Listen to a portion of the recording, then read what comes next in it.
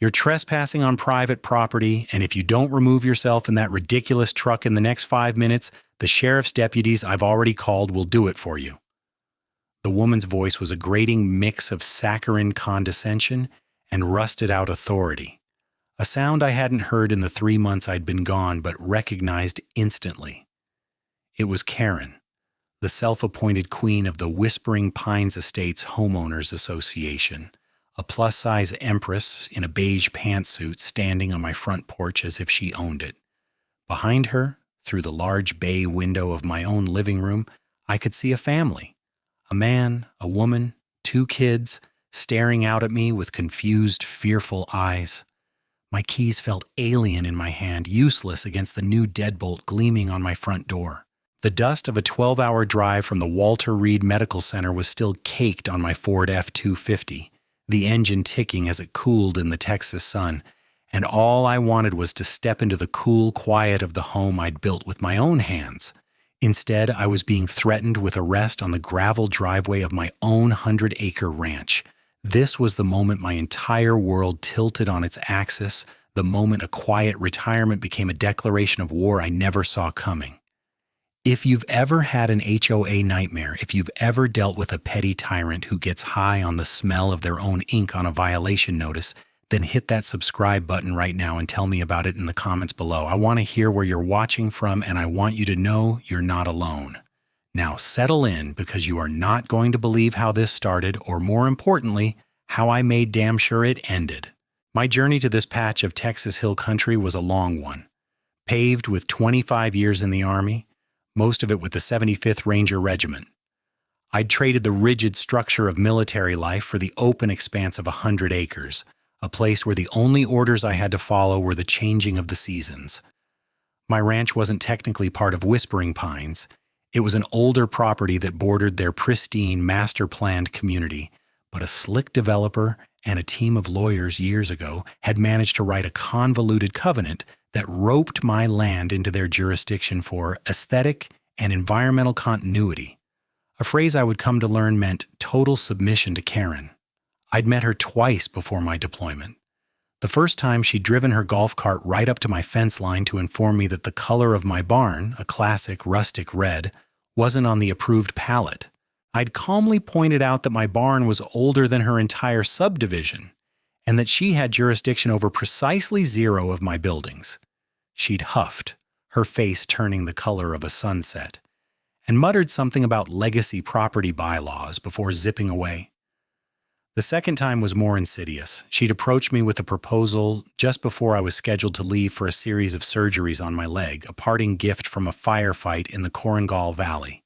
She knew I'd be gone for 3 months. "John," she'd cooed, her voice dripping with manufactured concern, "we can't have your beautiful property falling into disrepair. The HOA offers a perimeter watch service for members on extended leave. Just a small fee. Our security will drive the fence line once a week, make sure there are no trespassers, no downed fences. It'll give you peace of mind." It sounded reasonable, almost neighborly. I was a single man, my daughter Sarah was away at college, and the thought of my place sitting completely unattended was unsettling. I agreed. We signed a simple 1-page document I'd drafted myself, a weekly perimeter check, a fee of $200 a month, and an emergency contact number for my lawyer. I paid her the full $600 up front, shook her hand, and left for my medical journey, believing I had secured my home. I was wrong. I had armed my enemy. The arrival of the 2 sheriff's deputies was almost anticlimactic, their patrol car crunching slowly up my long gravel driveway, kicking up a plume of dust that settled on the tense silence. Karen stood with her arms crossed, a smug, triumphant smirk plastered on her face, the very picture of a citizen vindicated. She'd already given them her version of the story, I was sure of it. A rambling, self-important narrative about a disgruntled former resident, maybe a squatter, trying to reclaim property that was no longer his. I watched the senior deputy, a man named Miller with tired eyes and a frame that had seen too many years in the Texas heat, step out of the car. His partner, a younger, more eager cop, stayed by the passenger door, hand resting casually near his sidearm. "Afternoon," Miller said, his gaze sweeping over my truck, my dusty clothes, and finally settling on my face. "We got a call about a trespasser causing a disturbance. Ma'am here says you're refusing to leave the property." I took a slow breath, letting the anger that was simmering in my gut cool into something more useful, something cold and hard like steel. Panic was a luxury you couldn't afford in a firefight, and this was just a different kind of ambush. "Deputy," I said, my voice level and calm, "my name is John Ryder. This is my property. I have the deed, my driver's license, and my property tax receipts right here in my truck." Karen let out a theatrical gasp. "Officer, he's a liar. He abandoned this property months ago, left it in a state of complete neglect.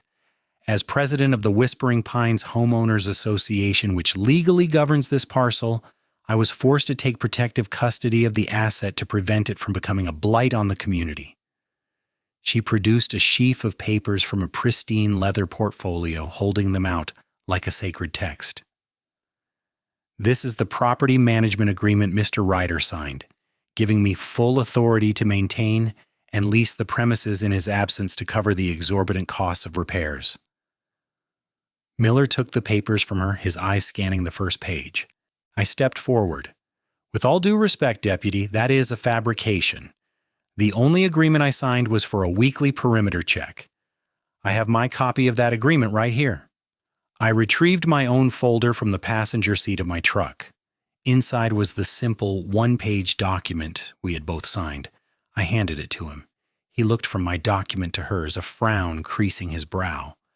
Karen's document was several pages long, filled with dense legalese, clauses about leasing rights, maintenance liens, and fee structures. At the bottom of the last page was a signature. It was a decent forgery of my name, I had to admit, but it wasn't mine. "That's not my signature," I stated flatly, "and I would never sign a document giving anyone, let alone her, control of my home." Karen scoffed. "He's trying to get out of paying for the new water heater, the septic system repairs, the roof patching. The list goes on, officer. The tenants can corroborate everything." She gestured toward the house where the family was now huddled on the porch, looking like hostages in their own vacation rental. Miller walked over to them, his voice low and professional. I couldn't hear what he was saying, but I saw the man of the family nod and hand over his own set of papers. A lease agreement, no doubt, with Karen's signature at the bottom. This was a nightmare, a bureaucratic hellscape unfolding in real time. Miller returned, his expression grim. "Mr. Ryder, I'm in a tough spot here. You have a deed, but they have a lease. You have one agreement, she has another. This is a civil matter, not a criminal one. I can't forcibly remove these people without a judge's eviction order." Karen's smile widened. She had won this round. "So what you're telling me," I said, the words tasting like ash, "is that I am being locked out of my own home based on a forged document, and there's nothing you can do about it?" "My hands are tied," Miller said, and I could see he was genuinely conflicted. "You need to take this to the courts. Get a lawyer. I'll file a report detailing the conflicting documents, but for now, you can't stay on the property. The tenants have a legal right to quiet enjoyment until a court says otherwise." The humiliation was a physical blow. To be ordered off my own land, the land I'd bled for, the land I'd dreamed of during long, cold nights in foreign mountains. I looked at Karen, at her smug, self-satisfied face, and I made a promise to myself. She thought this was a game of paperwork and petty rules. She had no idea that she had just picked a fight with a man who had spent his life mastering the art of strategy, patience, and overwhelming force. She had started a war, and I would finish it. I got back in my truck, the engine rumbling to life like a patient predator, and backed slowly down the driveway, my eyes locked on my house, my home, now an enemy outpost. The door to the dingy motel room clicked shut behind me, the sound echoing the finality of my retreat. The room smelled of stale cigarettes and pine-scented cleaner, a chemical cocktail that did little to mask the underlying odor of transient despair. I threw my duffel bag onto one of the two queen beds, the springs groaning in protest. This was my temporary command post, a far cry from the serene quiet of my ranch house. My first call wasn't to a hotel booking site or a self-pity hotline. It was to Marcus Thorne. Marcus and I had served together in the same Ranger battalion before he took an enemy round to the knee and traded his rifle for a law degree. He was sharp, relentless, and possessed a deep-seated hatred for bullies. She did what? His voice crackled over the phone, a mixture of disbelief and the familiar cold anger I knew so well. I laid it all out for him. The faked agreement, the tenants in my house, the deputies siding with the paperwork. I could practically hear the gears turning in his head, the lawyer's mind processing the injustice into actionable steps. Okay, John, first deep breath. You're not storming a compound. You're dismantling a bureaucracy. It's slower, but the victory is sweeter, he said. Email me a high-res scan of the agreement you signed and any photos you have of the one she produced. We start by proving forgery. That's a felony. That's the head of the snake. I spent the next hour at the motel's sad little business center, the scanner whirring as I digitized my one-page agreement. I then drove back toward my ranch, parking on a public road a quarter-mile away using a pair of high-powered binoculars from my go bag to get a clear shot of Karen's fraudulent document as the tenant, a man named Bill, held it up to his window to read it again, his face a mask of worry. The zoom on my camera was good enough to capture the text and, most importantly, the forged signature. I sent everything to Marcus. His reply was swift. Got it. The signature's a decent fake, but the metadata on your photo of it will be time-stamped. Her document is dated 3 months ago, but the photo is from today. That helps. Now we go on the offensive. You don't just react, you dictate the tempo. His advice was the anchor I needed. My training kicked in, pushing the raw emotion aside and replacing it with methodical planning. The mission was clear: reclaim my property, expose Karen, and ensure she could never harm anyone else again. The objective was divided into phases. Phase 1, intelligence gathering. I needed to know everything about Karen, the HOA, and the questionable covenant that tethered my land to her little kingdom. I spent the next 2 days buried in the county clerk's office, the air thick with the smell of old paper and dust. I pulled the original plat maps for Whispering Pines and my property. I found the developer's agreement, a document thicker than a phone book. Buried in Appendix G, Section 4, Subsection B, was the clause. Adjacent legacy properties, it read, are subject to the association's covenants, conditions, and restrictions, CC&Rs, for the purpose of maintaining community aesthetic harmony and preserving property values. It was vague, legally dubious, and likely unenforceable if challenged correctly, especially since no one from my property's chain of title had ever formally agreed to it. It was a classic developer overreach. Next, I dug into Karen herself. I ran public record searches. Karen Miller, 56, divorced, had lived in Whispering Pines for 10 years and had been HOA president for the last 7. She had no real estate license, a critical detail. She had, however, been named in 3 prior civil suits from other residents, all of which had been settled out of court. A pattern was emerging. This wasn't her first rodeo. I adopted a new routine. By day, I was a legal scholar in the county records office. By night, I conducted discreet surveillance on my own ranch. I used a drone with a thermal camera, flying it at the legal ceiling late at night to observe the property without being detected. I recorded the tenants' comings and goings. I saw them using my grill, their kids playing on my lawn, a bitter pill, but it was all evidence. I documented every detail in a logbook, just as I had for reconnaissance missions overseas. Date, time, observation, no emotion, just facts. My most significant breakthrough came from an unexpected source. While searching online community forums for any mention of Karen, I found a post from 2 years ago on a local neighborhood watch page. It was a complaint from a man named Arthur Jensen, a former Whispering Pines HOA board treasurer. He'd resigned in protest. His post was vague, citing financial irregularities and a culture of intimidation. I found his address. He lived just a few miles away. It was time to make a house call. Arthur Jensen lived in a modest, well-kept home in a neighboring town, far from the reach of the Whispering Pines HOA. When I knocked on his door, a stooped, elderly man with sharp, intelligent eyes answered. He looked at me with the cautious appraisal of someone who expects trouble. "Mr. Jensen?" I asked. "My name is John Ryder. I believe you and I have a common problem, a woman named Karen Miller." His posture changed instantly. The caution in his eyes was replaced by a flicker of something else, anger, and maybe a little fear. He unlatched the screen door and waved me inside. "Come in," he said, his voice a low rumble. "I've been waiting for someone like you for a very long time." Over cups of strong black coffee, Arthur laid out the inner workings of Karen's empire. He was an accountant by trade, and he'd joined the HOA board hoping to contribute to his community. What he found was a dictatorship. "Karen runs that board like her own personal fiefdom," he explained, his hands trembling slightly as he clutched his mug. "She controls the finances, the meetings, the flow of information. The other board members are either her cronies or too terrified to speak up."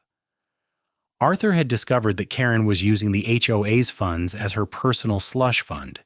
She would create shell companies, then hire those companies for no-bid contracts to perform community maintenance at wildly inflated prices.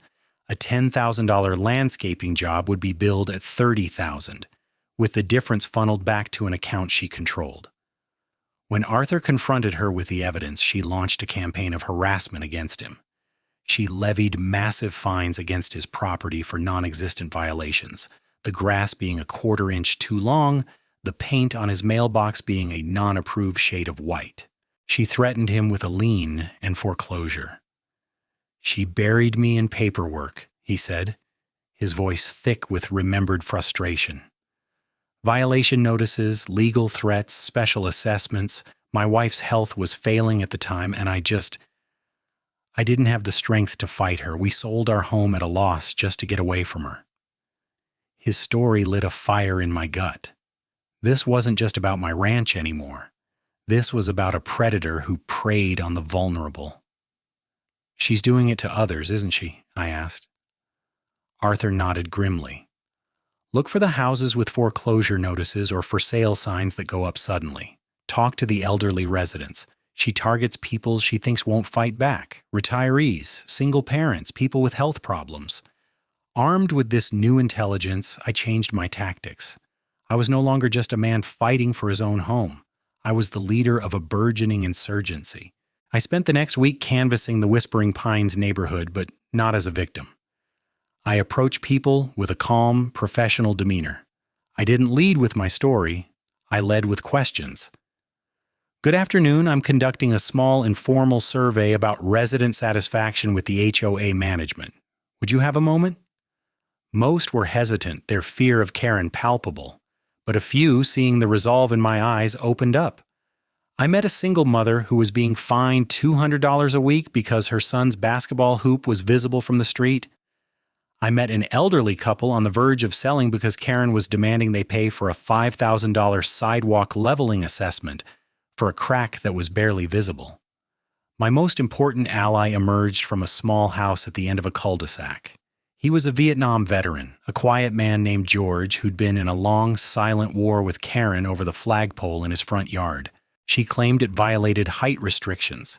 He claimed his right to fly the American flag was non-negotiable. He'd been weathering a storm of fines and legal threats for over a year. When I told him my story, he looked at me, a slow smile spreading across his weathered face.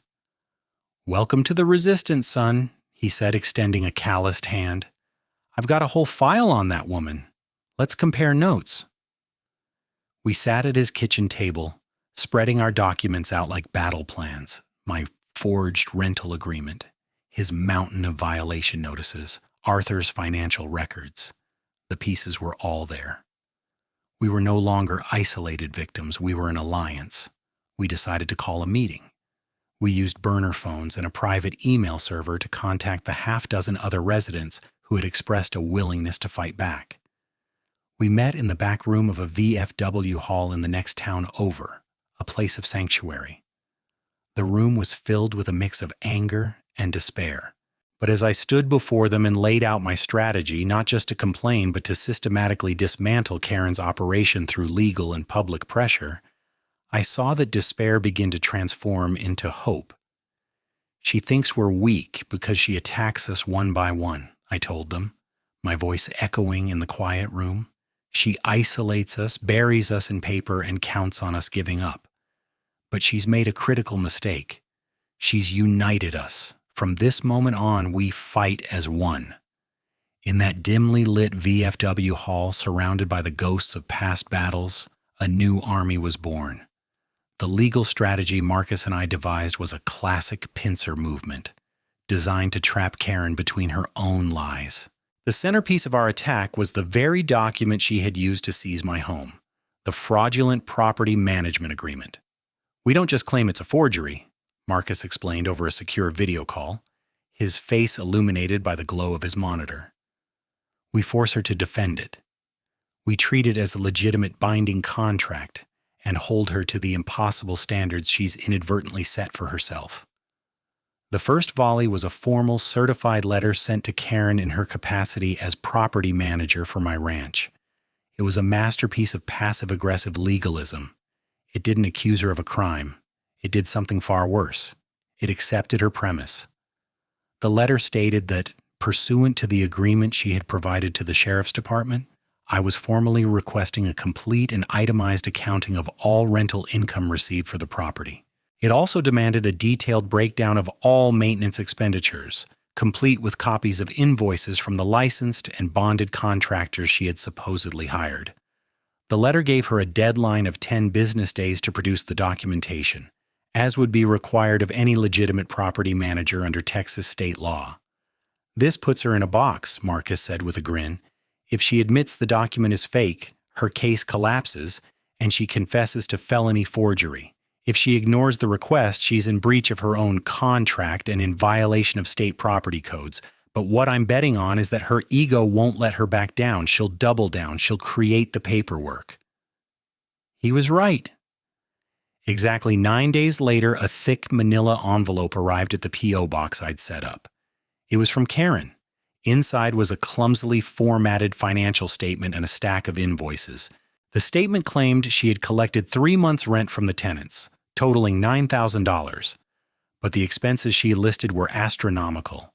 There was an invoice for $4,500 from Hill Country Septic Solutions for an emergency septic tank pump and leach field repair. Another for $3,200 from Pinnacle Roofing and Waterproofing for critical storm damage roof patching, and a third for $2,800 from Appliance Pro Services for a new high-efficiency water heater installation.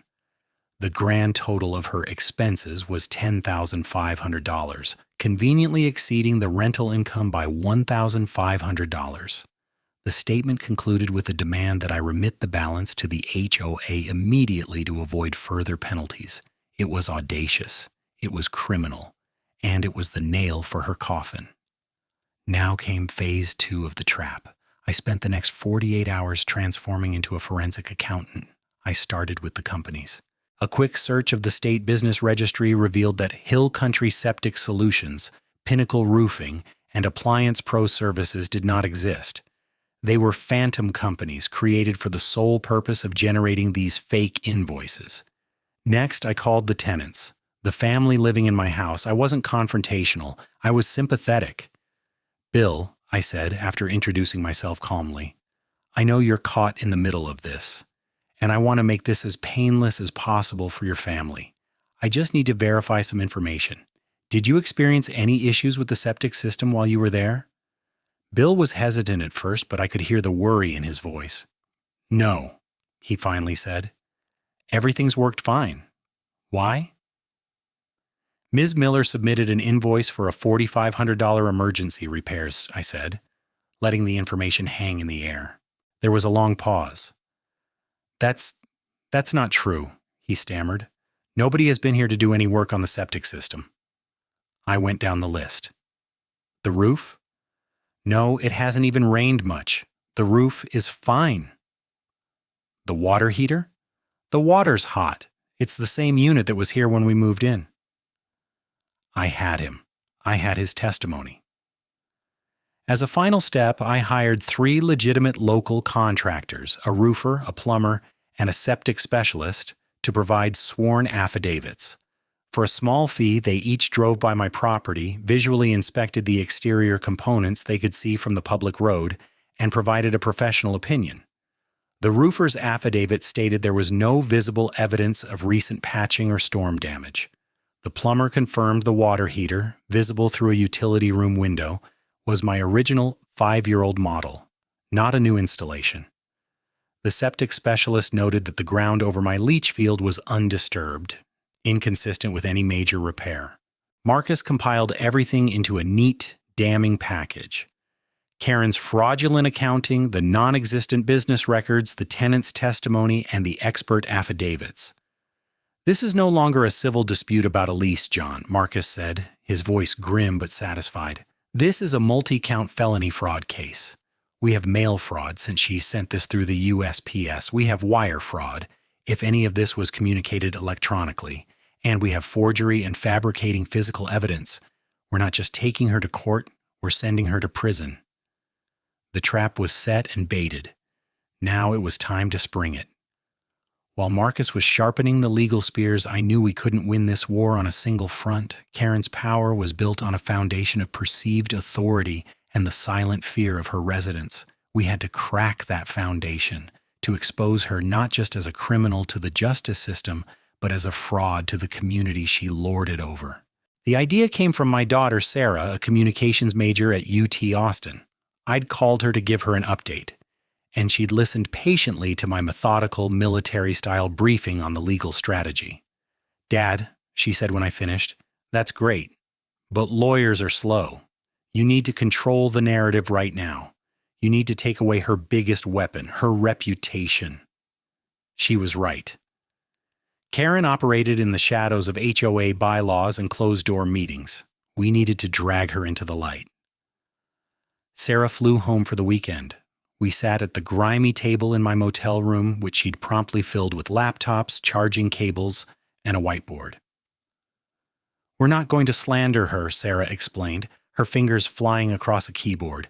"We're going to use her own words and her own documents against her. We're going to build a platform for the truth."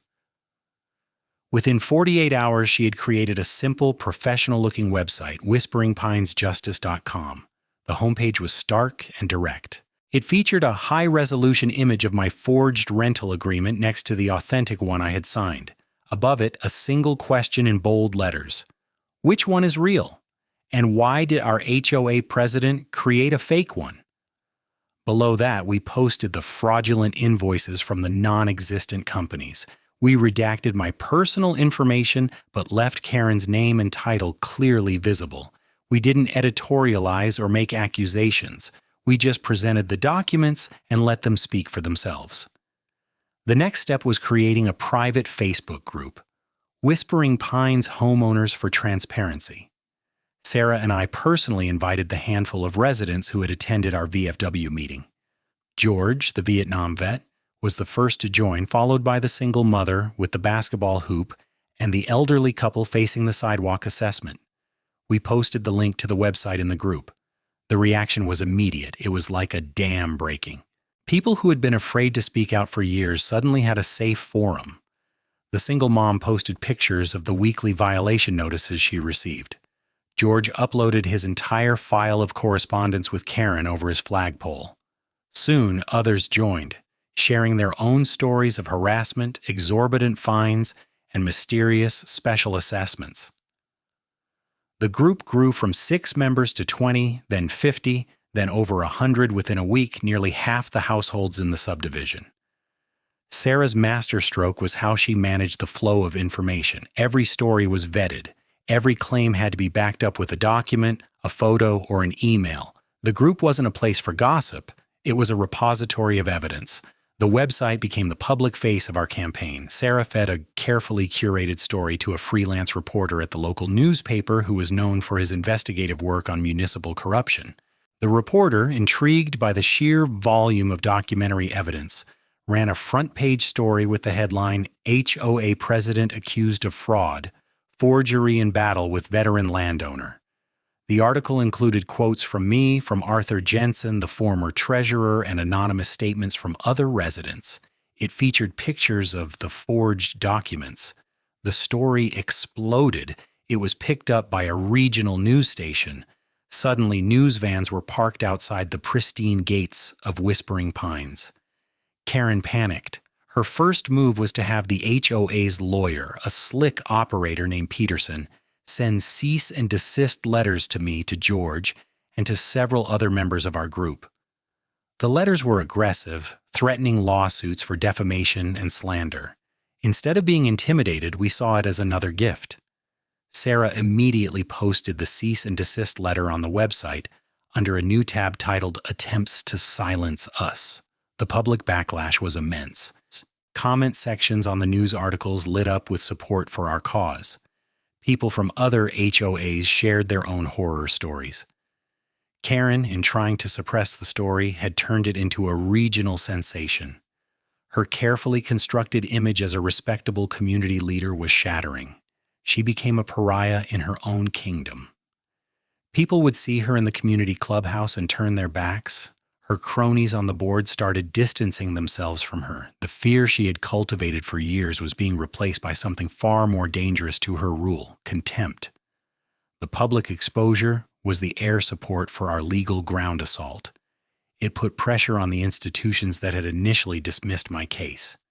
The sheriff's department, facing public scrutiny for having told me to leave my own property, suddenly became much more interested in the forgery report I had filed. The real victory, however, came in a call from Marcus. "They're biting," he said, and I could hear the smile in his voice. "The district attorney's office has officially opened a criminal investigation into Karen Miller for fraud and forgery. An investigator wants to meet with you tomorrow." The light was breaking through the darkness. The meeting with Investigator Davies from the district attorney's office felt like a formal debriefing. We met not in a sterile interrogation room, but in Marcus's spacious, book-lined office. The choice of venue was deliberate, shifting the power dynamic. I wasn't a suspect or a mere witness. I was the primary complainant in a major fraud investigation, represented by counsel. Davies was a sharp, no-nonsense woman in her late 40s with a reputation for being a bulldog when it came to white-collar crime.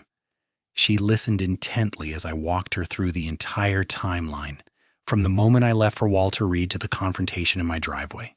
I didn't embellish or editorialize. I presented the facts, supported by the mountain of evidence we had compiled. I laid out the original perimeter watch agreement, the forged property management contract, the fraudulent invoices, the non-existent companies, the sworn affidavits from the contractors, and my recorded call with the tenant. Marcus had organized it all into a series of indexed binders that looked like a doctoral thesis on Karen's corruption. Davies's eyes narrowed as she examined the fake invoices. "So let me get this straight," she said, tapping a finger on the invoice from the Phantom Pinnacle Roofing. She claims she paid $3,200 for roof repairs, but the tenant says no one ever came, and a professional roofer confirms there's no new work. "That's correct," I said, "and the company itself doesn't exist." "And she sent this demand for payment through the U.S. mail?" she asked, her voice dangerously quiet. "Yes," Marcus confirmed. "The envelope has a federal postmark." A slow, predatory smile touched the corner of Davies's mouth. "Good. That makes things much simpler." She explained that while the local DA's office would handle the forgery and state-level fraud charges, she would be making a referral to the U.S. Postal Inspection Service. "They take mail fraud very, very seriously," she said. The investigation, once a trickle, was now a flood. Davies and her team began interviewing everyone involved. They spoke with Arthur Jensen, who handed over his own meticulously kept records of Karen's financial malfeasance during his time as treasurer. They interviewed George about the campaign of harassment over his flagpole, establishing a pattern of abuse of power. They interviewed the other residents from our group, each story adding another layer to the indictment against Karen. The most critical interviews were with the tenants in my house, Bill and his family. Terrified of being implicated, they were fully cooperative. They provided the investigators with their lease agreement, their bank statement showing the rent payments to Karen's personal account, not an HOA account, and a sworn statement that no repairs of any kind had been performed on the property. They were victims, too, duped into a fraudulent lease and caught in a war they never wanted. As the official investigation gained momentum, another state agency entered the fray. Acting on an anonymous tip, which I had Marcus's paralegal file, the Texas Real Estate Commission opened its own investigation into Karen for acting as an unlicensed property manager. Under state law, anyone who leases or manages a property for another party in exchange for a fee must be a licensed real estate agent or broker. Karen was not. The fines for this violation alone were crippling, potentially tens of thousands of dollars. We could feel the pressure mounting on her. Her usual confident, imperious demeanor began to crack. Neighbors reported seeing her yelling into her phone in her front yard, her face blotchy and red. Her golf cart, once a symbol of her authority as she patrolled her domain, now remained parked in her garage. She was a general under siege in her own fortress, with her supply lines cut and her allies deserting her. The other members of the HOA board, seeing the writing on the wall, began to panic. They called an emergency closed-door meeting, one they tried to keep secret, but our network was too strong. One of the board members, a man who had previously been a staunch Karen loyalist, had a crisis of conscience and leaked the meeting details to George. He knew that staying loyal to Karen was like staying on a sinking ship. The board's agenda was clear: damage control. They were trying to figure out how to distance the HOA as an entity from Karen's criminal actions, but it was too late. Her corruption was too deeply intertwined with the HOA's operations. The final blow to her authority came not from a prosecutor but from her own bank. The DA's office had subpoenaed her financial records, including the HOA's accounts that she controlled. They found the shell companies Arthur had spoken of. They found the inflated payments. And most damningly, they found the direct deposit of the rent checks from my tenants into her personal savings account. It was the smoking gun. Karen had not only forged documents and invented repairs, she had stolen the money outright. She hadn't even attempted to use it to pay for legitimate HOA expenses. It was pure, unadulterated greed. The official investigation had laid the groundwork. The evidence was irrefutable. Now it was time for the final phase of the operation, the public court-martial. The call for the special HOA meeting was not initiated by the board but by us. The HOA bylaws, which I had by now memorized like a field manual, contained a provision allowing homeowners to force a special meeting if they could gather signatures from 25% of the residents. Within 3 days, our alliance had collected signatures from over 60%. We had the mandate.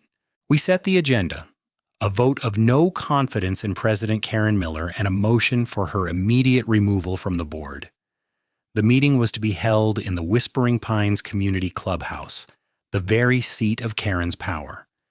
The atmosphere on the night of the meeting was electric.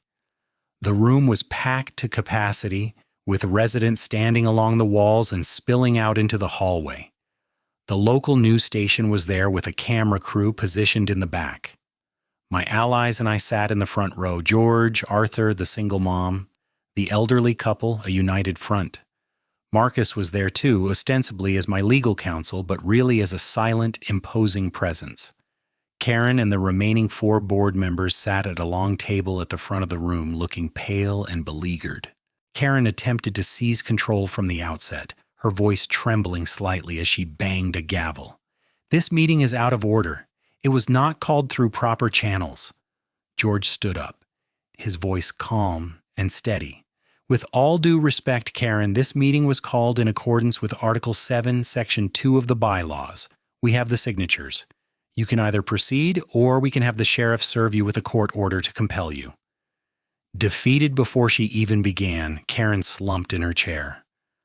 The first item on the agenda was my presentation. I didn't want this to be an emotional tirade. I wanted it to be a cold, factual execution.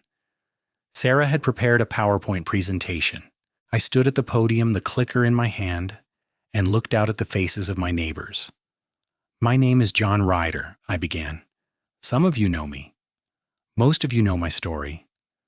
For the past several weeks, you have seen documents and read news articles. Tonight, I am here to present you with the undeniable facts. The first slide was a picture of my home. This is my ranch, a home I built, a home I was locked out of. Click. The next slide showed the two agreements, side by side. This is the simple one-page agreement I signed, authorizing a perimeter check. And this, I said, pointing to the forgery, is the fraudulent document Karen Miller created to illegally seize control of my property. A murmur went through the crowd. I continued, moving through the slides with methodical precision. The fake invoices from the non-existent companies, the sworn affidavit from the tenant, the state business registry search showing the companies were phantoms, the bank statement showing the rent money going into Karen's personal account. With each click, another layer of her deception was stripped away. I wasn't just telling them a story. I was showing them the evidence of her crimes projected 10 feet high for all to see. This was never about a violation or a community standard, I said, my voice rising with controlled anger. This was about greed. She saw an opportunity, a soldier leaving for medical treatment, and she exploited it to enrich herself. I then turned the presentation over to Arthur Jensen. He walked the audience through the financial records he had saved, showing the pattern of shell companies and inflated contracts that had been siphoning money from their HOA dues for years. She hasn't just been stealing from Mr. Ryder, Arthur concluded, his voice shaking with righteous indignation. She has been stealing from every single one of you. When he finished, the room was silent for a moment, a thick, heavy silence of collective realization. Then the anger erupted. People who had been silent for years started shouting questions at the board. Where did our money go? Why did you let this happen? Karen tried to fight back. She stood up, her face a mask of rage and desperation. These are all lies, a smear campaign orchestrated by a disgruntled few. I have served this community faithfully for 7 years. But no one was listening. Her power, built on fear and illusion, had evaporated under the harsh glare of the projector light. George stood and made the formal motion. I move for a vote of no confidence in Karen Miller and for her immediate removal from the board of directors of the Whispering Pines Homeowners Association. Another resident immediately seconded the motion. According to the bylaws, the vote had to be taken by a show of hands. The acting secretary, one of Karen's former cronies who now looked like he wanted to be anywhere else on earth, called the vote. All in favor of the motion to remove Karen Miller from the board, please raise your hands. A forest of hands shot up. It was nearly unanimous. My hand, George's, Arthur's. The hands of people I didn't even know, all united in this moment. All opposed? The secretary's voice was barely a whisper. Karen raised her own hand, a single defiant gesture in a sea of opposition. 2 of her most ardent supporters on the board hesitantly raised theirs, then slowly lowered them as they looked around the room.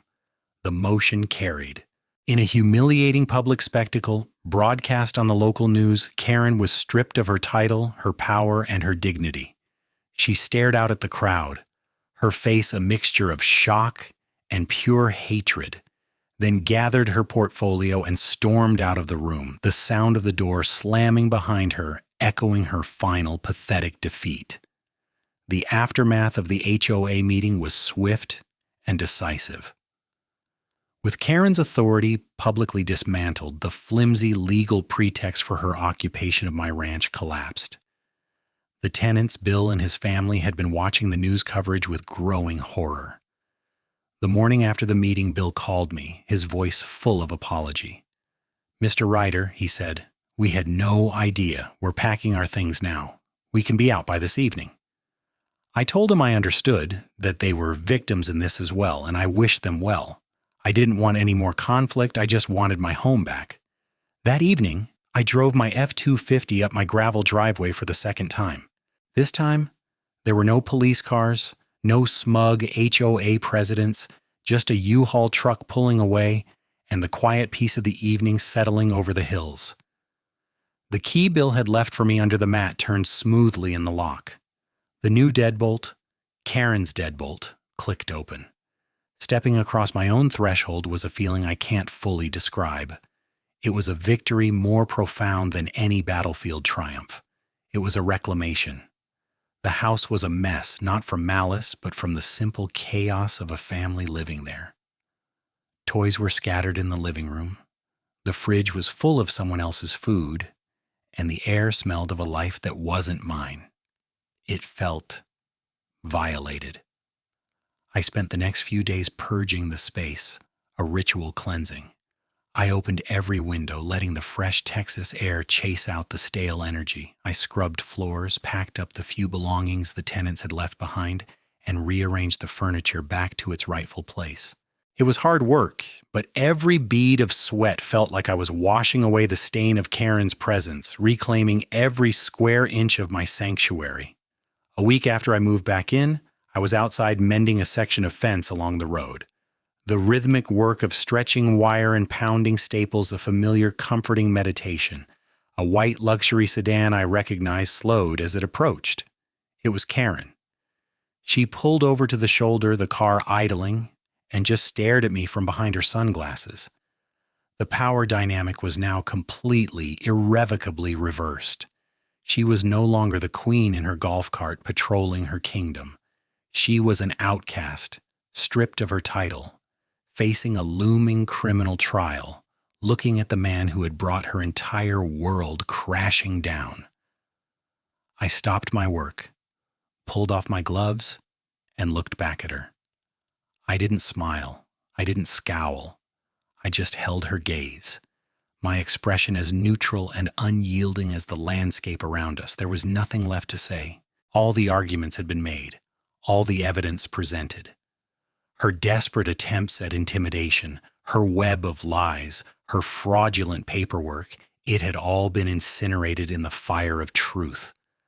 I had won not by sinking to her level, but by rising above it, using discipline, strategy, and the power of a united community.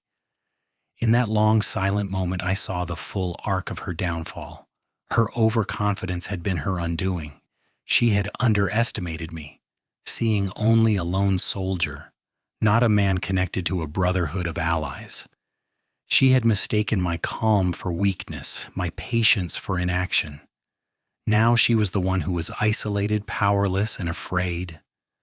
After what felt like an eternity, I gave her a slow, deliberate nod, not of forgiveness, but of dismissal. Then I turned my back on her, picked up my tools, and went back to mending my fence. The sound of her engine revving and her tires spitting gravel as she sped away was the sweetest music I'd heard in months. It was the sound of finality. The war was over. The enemy was in full retreat. I finished the fence post, the wood solid and true in the earth, and looked out over my land. The sun was setting, painting the hills in shades of orange and purple. My land, my home. The feeling wasn't just satisfaction. It was a profound sense of justice restored, of peace, hard-won and deeply earned. The fight had taken its toll, but standing there in the quiet of my own ranch, I knew it had been worth every second. The final act of Karen's downfall played out not in a dramatic confrontation, but in the sterile, quiet halls of justice. Her trial was a foregone conclusion.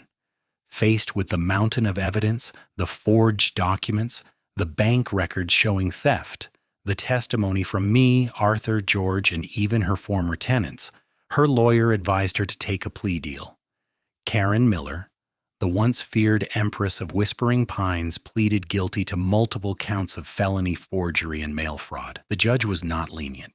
He spoke of the egregious breach of trust, the predatory nature of her crimes, and the calculated way she had targeted a service member undergoing medical treatment. She was sentenced to 3 years in a state correctional facility, 5 years of probation, and ordered to pay full restitution. That included the $9,000 in rent she had stolen, the legal fees Marcus and I had incurred, the cost of changing the locks and cleaning my home, and punitive damages that the court levied as a stark warning to others who might abuse such positions of power. She was also forced to pay back tens of thousands of dollars to the HOA, the money she had siphoned through her phantom companies over the years. Her house in Whispering Pines went up for sale to cover the costs. Her reign was officially and financially over. One of the most satisfying victories came from a separate civil action Marcus had filed. We sued the Whispering Pines HOA itself, arguing that the covenant that had ensnared my property was legally unenforceable and had been used as a tool for criminal activity by its president, an agent of the HOA. Faced with the threat of a massive lawsuit and the terrible publicity, the new HOA board, now led by a council of reasonable residents including George and Arthur, eagerly settled. The primary condition of the settlement was a court order officially and permanently severing my 100-acre ranch from the Whispering Pines Homeowners Association and all its covenants, conditions, and restrictions forever. I was finally, truly free. The community began to heal. With Karen gone and a new transparent board in place, the atmosphere in Whispering Pines changed. The oppressive fear lifted. The ridiculous fines were dropped. The single mom's son could play basketball without penalty, and George's American flag flew higher and prouder than ever. The board even used some of the restitution funds recovered from Karen to repair the very sidewalk she had tried to extort the elderly couple over, a small but powerful symbol of the new order. To celebrate, I decided to host a barbecue. It felt like the right way to close this chapter, to fill my home not with the ghosts of conflict, but with the warmth of friendship and gratitude. I invited everyone who had stood with me. Marcus came down from the city trading his suit for jeans. Sarah drove in from college. George and his wife brought their famous potato salad. Arthur, now a celebrated hero in the community, came with a bottle of champagne. The other families from our alliance, the ones who had found their voices in that private Facebook group, filled my backyard with laughter. The tenants, Bill and his family, even sent a card with a gift certificate to a local hardware store, apologizing again for their unwitting role and wishing me peace in the home I had fought so hard to reclaim. As the sun dipped below the hills, casting long shadows across the lawn, I stood by the grill, a cold beer in my hand, and looked at the scene. I saw Marcus and George, a lawyer and a vet from two different generations, swapping stories. I saw Sarah showing Arthur how to use the new transparent HOA website she had built for the new board. I saw neighbors who had been too afraid to speak to each other a few months ago, now mingling like old friends. This was the true victory. It wasn't just about getting my house back. It was about dismantling a system of abuse piece by piece and helping a community reclaim its soul. It was about proving that one person armed with the truth and supported by a few good people can indeed stand up to a bully and win. My ranch was peaceful again, the only sounds being the chirping of crickets and the murmur of happy voices. The war was over, the restoration was complete, and for the first time in a long time, I felt truly home. The fight had been long and arduous, but as I looked out at the community I had helped to mend, I knew with absolute certainty that I would do it all over again. Justice, like the land itself, is always worth fighting for.